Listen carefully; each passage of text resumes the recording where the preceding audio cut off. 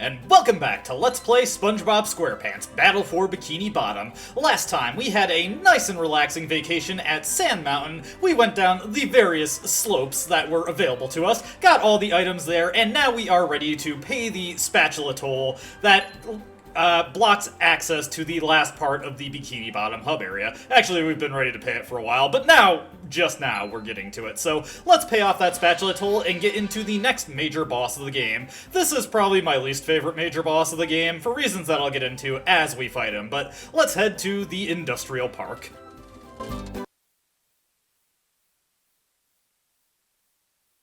Wow, that robot looks like Patrick, and its breath seems just as bad. This day just doesn't seem to be getting any better.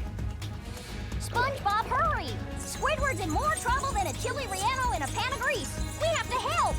You're right, Sandy. But if that robot really is like Patrick, he'll eat us for dessert. What should we do?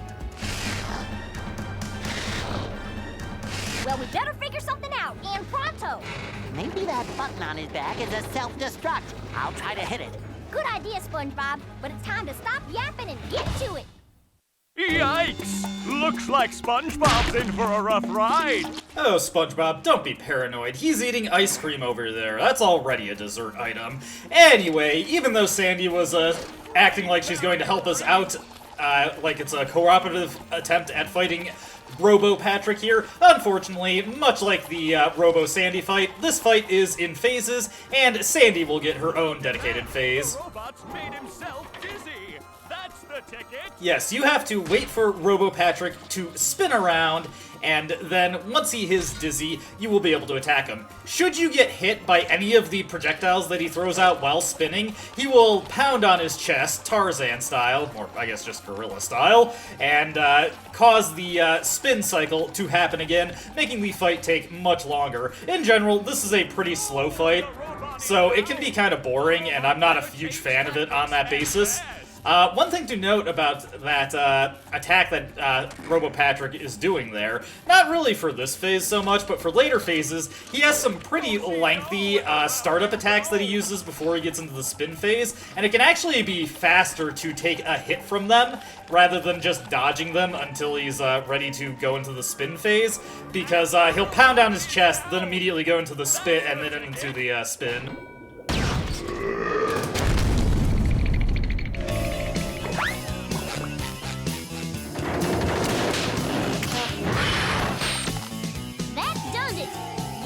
This squirrel too far. Get ready for a hot fudge twister, Texas style. What is Sandy going to do to get SpongeBob unfrozen? So, you've probably noticed all these swing points around the arena. These are not necessary to really move anywhere, but as you can see, when we swing on them, it sends a bunch of boxes down into the arena. Now, why would we want those? Well, they don't really do anything at the moment, but they will become very important after we score our first hit.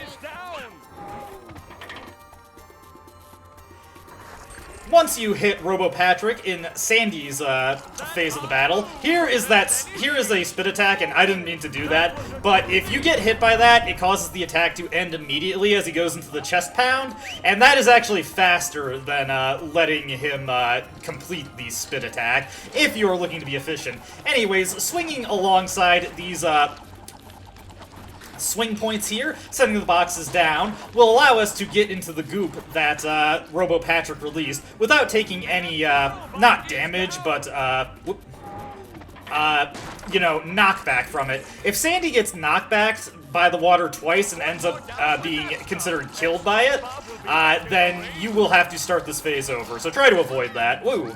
I'm not intending to take these hits here, I'm just kind of doing bad. I really shouldn't have gone for the swing there. Oh well, not a huge deal. As long as I avoid everything else, we won't have to worry about this fight taking too much longer. As you can see, the goop is getting relatively close to Squidward and SpongeBob. Perhaps it'll thaw them out and we can move on to the final phase of the battle, and the phase of the battle that I really dislike. Alright, let that happen, and then there, kick him? Okay, a little close there.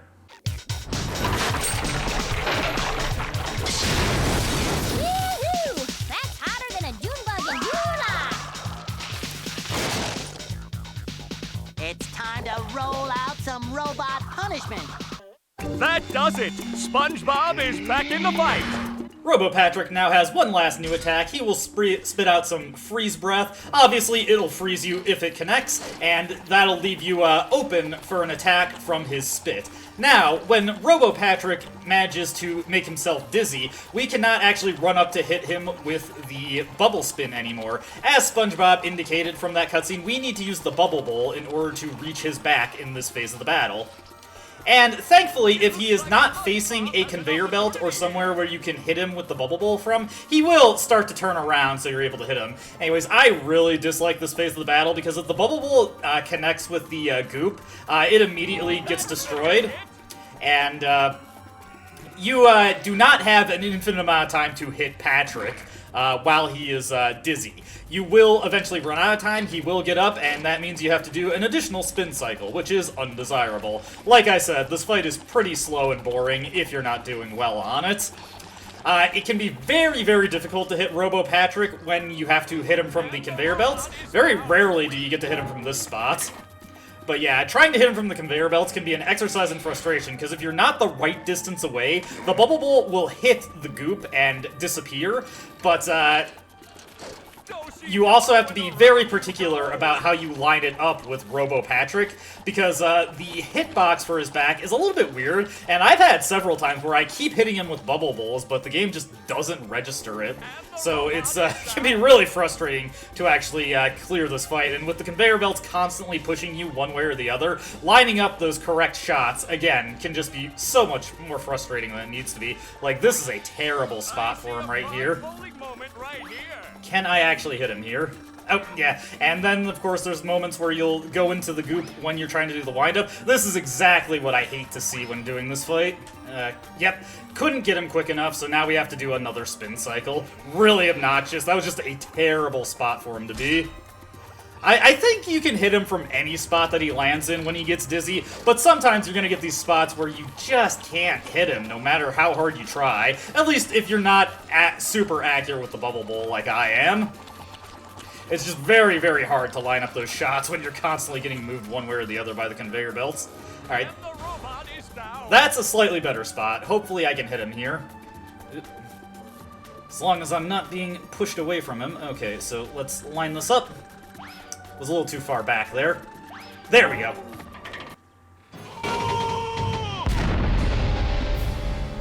Thanks for saving me, guys. I never thought I'd say this, SpongeBob, but I owe you big time. Thanks, Sandy. We'd still be popsicles if it wasn't for her. Aw, shucks. You fellers are gonna make me blush. I think I have fudge in my pants. That was a very weird joke from SpongeBob at the end there. I'm sorry, Plankton. The Chum Bucket Lab is locked up tight. I don't know if I'll ever get enough golden spatulas to get in. Yes, it's the Chum Bucket security system. I designed it myself. It makes me so proud. It was meant to keep out the hateful throngs of the unwashed. Unfortunately, I never figured I'd be on this side of it. So what are you gonna do, Plankton? We, of course meaning you, are gonna have to go out there and get those golden spatulas! Or I'll never get back into the Chum Bucket and regain control of my robots. What was that? Oh, I said, will I ever get back into the Chum Bucket to stain all my pots? Yes. Something's fishy here.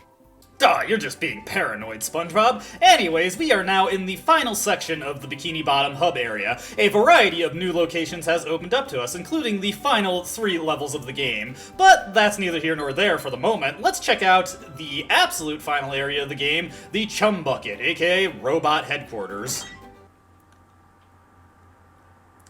Heading into the Chum Bucket. You like watching people get fucked for free? Nah, I'm just kidding. Flash! Authorities have confirmed that the robots running amok through Bikini Bottom are indeed coming from the Chum Bucket. Yes, right where you're standing. Plankton, owner of the Chum Bucket, and best known for the creation of robots whose sole purpose is to cause mayhem and destruction, has denied any involvement. And then stomp on your children! And stomp on your children's children! This has been a Bikini Bottom news flash. Boom! It's just so funny to me. Step forward a little bit more. They serve food here, yes, but they don't serve love. You make a perfectly good point there, SpongeBob. All they serve here, if we look over at the menu, is they've got, let's see, they got the chum bucket, the chum fries, the chum shake, the chum on a stick, the chum balaya, the chum chili, and the chum pie. Absolutely no love on the menu. Now, as you can see, we need 75 golden spatulas to get into the kitchen. That is the final boss area of the game, so you only need these 75 spatulas to actually complete the game. Obviously, we're gonna go for 100% and get all golden spatulas, because why wouldn't I? Speaking of golden spatulas, if you head up onto this pipe here, you'll probably see that shadow, and there is a golden spatula up there. It isn't obvious, but you can use this area to wall jump and get that golden spatula. So, let's just grab that. There is a floating tiki over there with a stone tiki on it. You can break that if you want to set up a complete explosion chain. I don't think that's really necessary. Let's get out of the chum bucket for now, because we have more important things to check out. Like, we defeated a major boss, and the last time we did that, we got a new ability. I'm going to assume that the same is true at this point in the game as well. So, let's talk to Bubble Buddy and see what we got. Bubble Buddy, I bet the next move you teach me will be the best one ever. Abso-positive-a-lutely, SpongeBob! Super pinky shake on it? I would if I had pinkies. Here, I'll blow you some. Yeah, maybe later. Now, pay attention, SpongeBob. This bubble's a doozy. Paying my entire salary in attention. When you're not moving, press this button, and you'll blow a bubble that you can steer as it flies through the air. Wow! Aim carefully, though. You've only got a few seconds of flight time before the bubble pops. I'm a bubble blowing machine.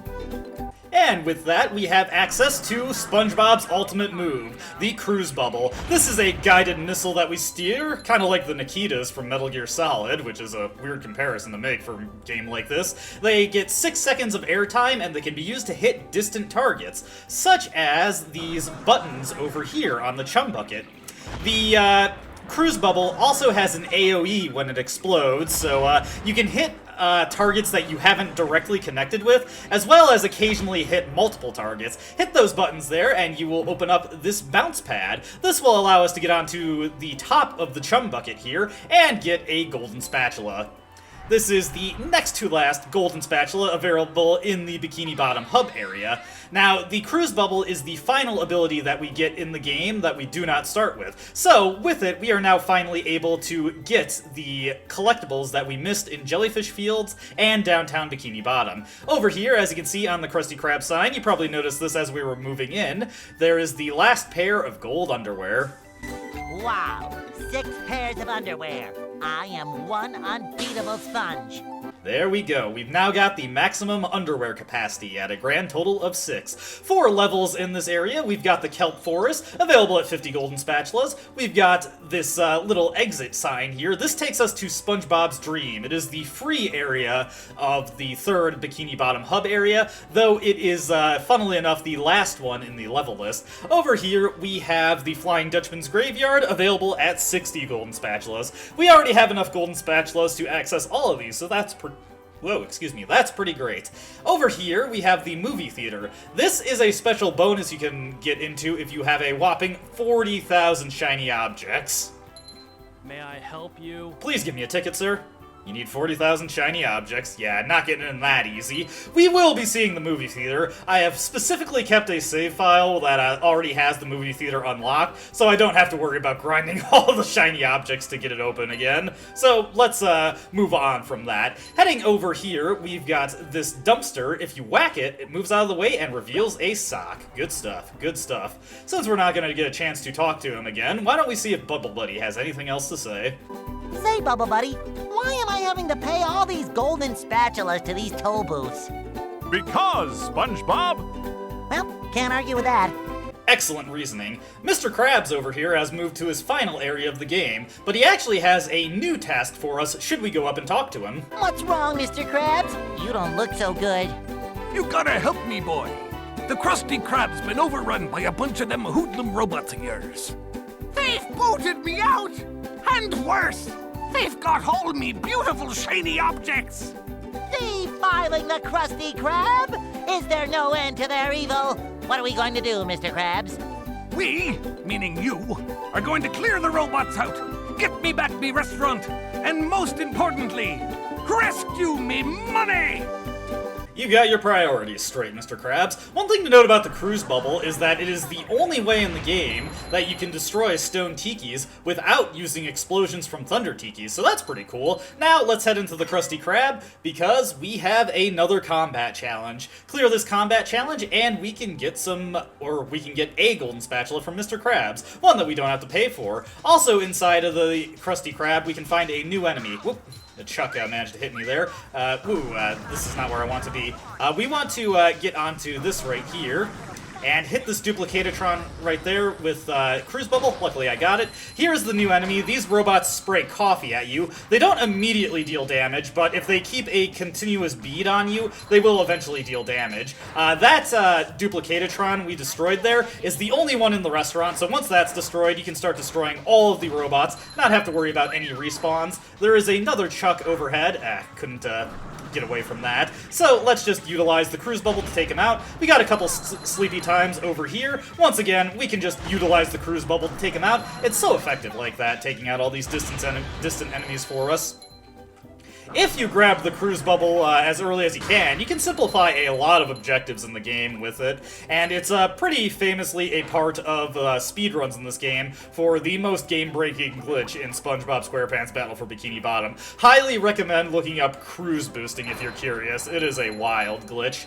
Now, much like Squidward's house, there is a sock available if you destroy every single destroyable object inside the Krusty Krab. That also includes hitting the cash register, which is why I made sure to do that. Probably the trickiest one to notice is the ketchup and the mustard on the condiment stand. You have to destroy that in order to get the sock to appear. If you don't take out the Duplicatatron right away and start taking out the Chucks too, this level can actually get to be quite the hassle in a pretty big hurry.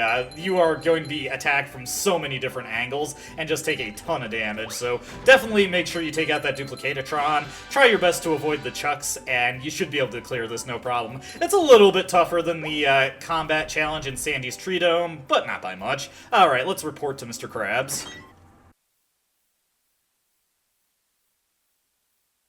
Phew! You had me worried there for a bit, boy. Worried for me money, of course.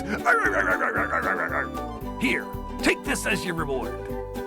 Joe, that impression was absolutely terrible. What are you doing, man? But that's neither here nor there. Let's grab the golden spatula, and with that grab, in addition to the socks that we've gotten in this video, all of the collectibles in the Bikini Bottom hub area have been grabbed, so no more to get from this area. Now that we've gotten that taken care of, let's make our way to Jellyfish Fields and to downtown Bikini Bottom to get the socks and golden spatula that we missed, because we are now able to get them with all the abilities we have. Now, the one I'm going for to start with, we could have come back for this one as soon as we got the Bubble Bowl, but I figured why not just simplify things and get all these things in one go. It's not like getting this single sock earlier in the game would have gotten us closer to getting a golden spatula from Patrick if we got it at the first available opportunity. The remaining levels of the game do not have too many socks in them. In fact, the SpongeBob's Dream mission only has 5, and the Dutchman's Graveyard only has 3, the lowest in the game. Anyways, step on this pressure plate, open up the bowling pins, and roll a strike. You can actually get a spare also, and that still causes the sock to drop. You don't have to get a strike specifically, you know, it's just faster to do so. And it looks more impressive. Not like the game has super immaculate or accurate bowling physics. Anyways, warping to the Drain the Lake mission will put you as close as you possibly can be to the final sock of the area. This one is another one that requires the standing on a pressure plate, though this one requires the cruise bubble this time, so if I came back for this after I got the bubble bowl, I still would not be able to get it. Just going to take care of that tartar sauce robot. Much like the bubble bowl, the cruise bubble is capable of taking out enemies that take more than a single point of damage from SpongeBob's bubble spin to kill.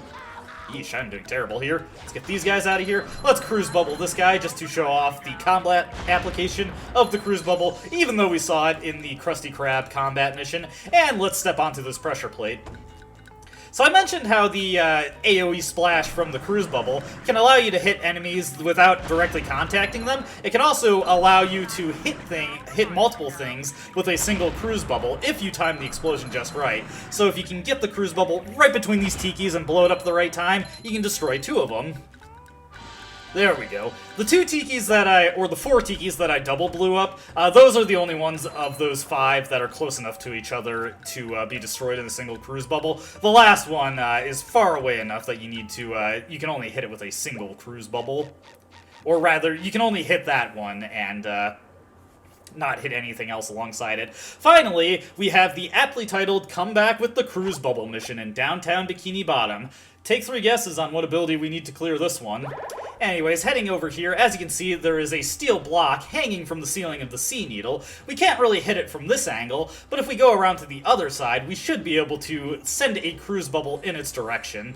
Let's just get this G-Love taken care of so he doesn't harass me while I'm trying to fire off my cruise bubble. The cruise bubble does lock SpongeBob in place, and he is vulnerable while using it, so be mindful when you send it out.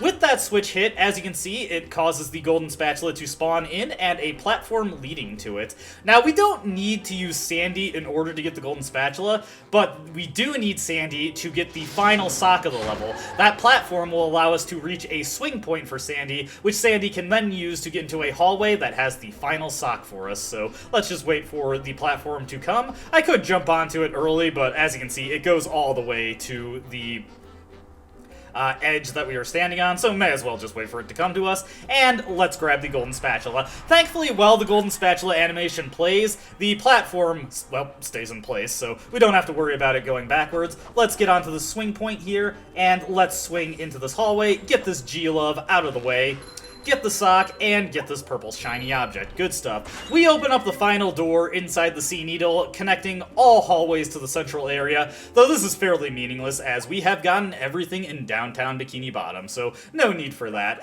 With that taken care of, I'm actually not going to be doing some money farming. We are just going to buy our Mr. Krabs Golden Spatula outright. This is because this is actually my second attempt at this recording. The first time I attempted it, the SSD I was saving it to was having a disk writing error, so I did 30 minutes of recording all for nothing. I had to scrap the audio and the video that I got. It was rather upsetting, to say the least, but that's neither here nor there. Let's just buy Mr. Krabs' Golden Spatula just for the purposes of showing it off.